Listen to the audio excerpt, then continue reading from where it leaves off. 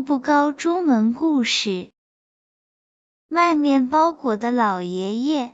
城市外面很远的地方，有一个老爷爷，他家门前有几棵大面包树，面包树很高，每年夏天，面包果一个一个的长出来，像绿色的球。这时候，老爷爷每天早上6点起床，从树上选几个漂亮的面包果，拿去城里卖。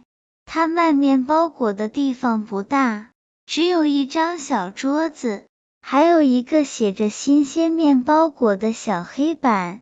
有一天，一个20多岁的女人走过这里，她看着老爷爷的面包果，问：这个是面包果吗？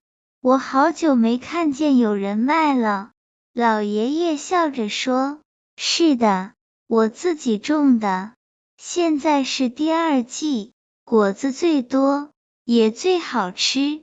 我记得我小时候，奶奶经常给我吃，那时候，她把果子切成一块块，和肉一起做菜。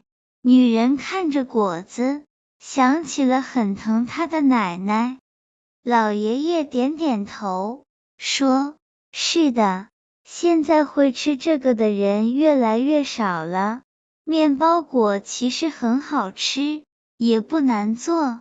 女人买了一个面包果，她又问：你每天都来这里卖吗？有果子的时候，我就来。老爷爷说：这树一年能有2、3次果，20多年了，现在还年年给我果子吃呢。